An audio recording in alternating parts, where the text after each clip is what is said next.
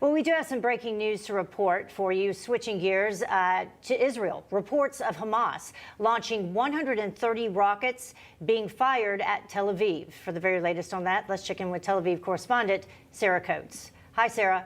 Yes, hello again, Heather. It certainly has been a dramatic night here in Israel. It's not very often that rockets are launched from the Gaza Strip into Tel Aviv, but that is what we saw about 45 minutes ago, just before 9 p.m. local time. Hamas and Islamic Jihad begun firing these projectiles. You can see them up on your screen now, a barrage of rockets coming from the Gaza Strip into Israeli territory. Now, we can tell you that most of these missiles were intercepted by the Iron Dome missile defense system, although a number of people have been injured, including one woman who has been killed. Now, we have these images also of a bus which has caught fire in Holon, which is just outside Tel Aviv. This bus here that you can see was struck by shrapnel from a missile, causing it to then catch on fire and explode. So it certainly has been a dramatic night. Our newsroom was actually evacuated. We've probably got about 80 people, 80 staff inside here.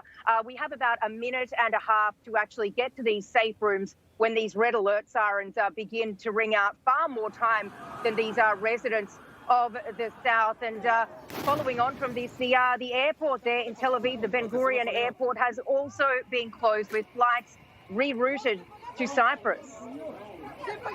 A question, Sarah, if you can hear us. I'm curious whether this is considered an attack from Hamas against Israelis or something being implemented from Iran through Hamas. No, we have heard these Palestinian factions in the Gaza Strip come out to claim this rocket fire. They did warn Israel that if these operations weren't ceased in Gaza, that they would start firing on Tel Aviv, and that they did. Now, people here in Tel Aviv are really bracing for a sleepless night. It's, as I mentioned, it's not usual to see rockets come this far, these long-range missiles come into Tel Aviv this far, with Israel vowing to keep this military presence there, to keep bombarding the Gaza Strip. We can report that there have been many fatalities there in Gaza, with a high-rise building brought down to the ground, absolutely razed there. So we can really expect another sleepless night here in Tel Aviv with this escalation continuing. Does this affect the politics at all as far as the future of Benjamin Netanyahu or any other leadership there? Well, it certainly does. Right now, we know these coalition negotiations are ongoing, but that has all been put on the back burner as the Israeli authorities just try and find a way to calm this situation down. Now, we do know that Benjamin Netanyahu, he's really known as Mr. Security here in Israel. So all eyes will be on the way that these Israeli authorities handle this latest escalation, because this is something that really hasn't been seen since the 2014 Gaza war. So, of course, all of these politicians will be looked at very closely by voters who potentially may be going to the ballots for the 5th time in the space of just 2 years. Sarah, what are people who live there saying in reference to the United States, and what response would they like from the United States?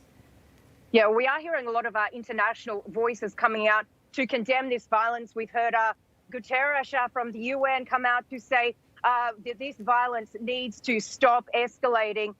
People here in Israel, they are really worried. We do have a lot of people, a lot of immigrants here in Israel from the United States. And we've also heard the U.S. administration put out a statement saying that diplomats are not allowed into the Old City until after Sunday, and calling for people to just take the necessary steps to ensure their safety.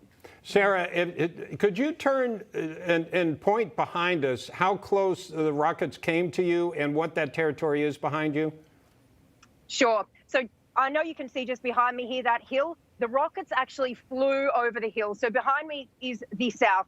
Now, I actually have seen these videos because we weren't allowed outside when these rockets began firing into Israel. We were in the safe room, but I can tell you it was loud. It was something that I have never heard before. I've lived here in Israel now for about 4 or so years, and it is definitely the biggest escalation that I've ever seen here. It really sounded like these rockets were landing just outside the newsroom. Even the glass panels, which are reinforced with metal on the outside, were actually shaking. So it was extremely close, and I really don't think the rocket fire has ceased for the night. There definitely has been a pause, but it could continue into the night. Sarah, obviously you're standing outside right now. What are they telling people to do? Is there a shelter-in-place order? Has that been lifted? What do you expect to happen?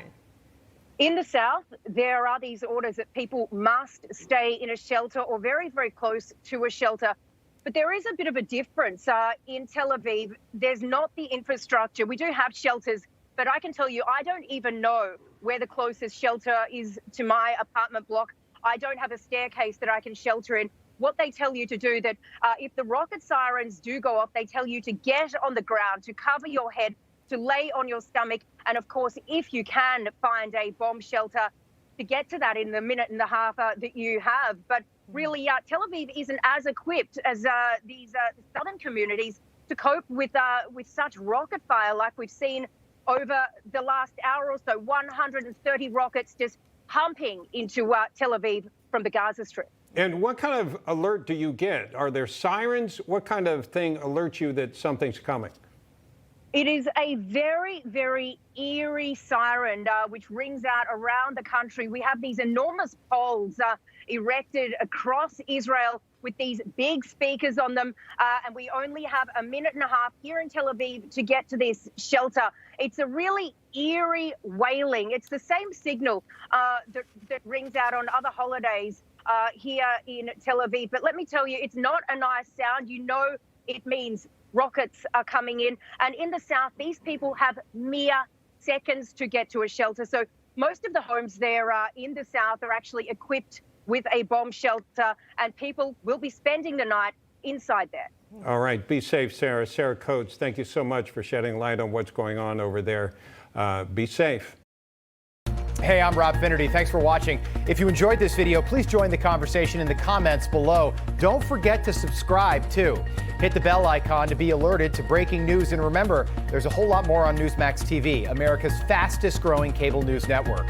Newsmax TV, we're real news for real people.